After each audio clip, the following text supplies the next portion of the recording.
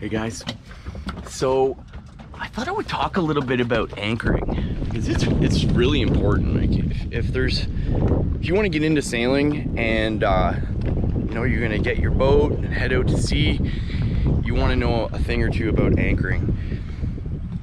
And there's no real, I mean, there's books on anchoring, of course you can read up on it, and I suggest you do that, but the only way to really get experience is by doing it yourself. And you learn, you know. For example, I'm in this little anchorage right here. I chose to be here because, as you can see out there, it's a little calmer than it was today, but you know, there was white caps and very strong high gusts of wind pushing the boat around. So it's not ideal conditions. I like to sail in under 15 knots of wind just because it becomes a very calming experience rather than something that is frightening.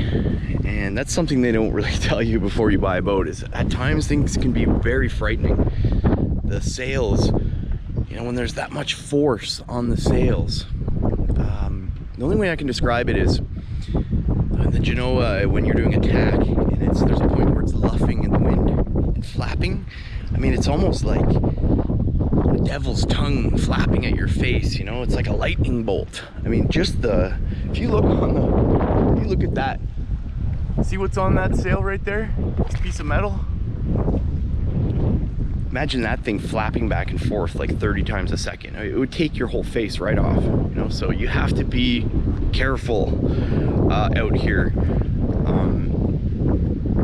to survive and to really make things safe and enjoyable. You know, it's just more about peace of mind. Now, I have 2 anchors down right now, and I probably don't need the second one, but I knew I'd be here for a couple days. And it gives me a peace of mind, you know, like if the anchor did drag, the second one is already set as well, and will give it, you know, that much more chance of not dragging. So as you can see, I'm in a little anchorage here, but I just wanted to talk a little bit about why I chose this particular spot. And the main reason is the wind. I'm sure the wind noise, you can hear it. The wind, if I was to drag anchor, I would drag right out in the middle of the channel. And I use an anchor alarm. It's an app I downloaded, and it's got a little GPS, and if you move out of a certain radius, it will go off, woo, woo, woo, in the middle of the night. Sometimes it goes off when the wind shifts, which is good, just because I want to know what's happening with the boat and where it is, because you got all of your, you know, I live on this boat. This is everything I have, and I would hate to lose it all just because, you know, I was lazy while anchoring. So over the next couple days, I'm going to be heading a little further up the river toward Brockton and doing some exploring, and it's going to be really cool.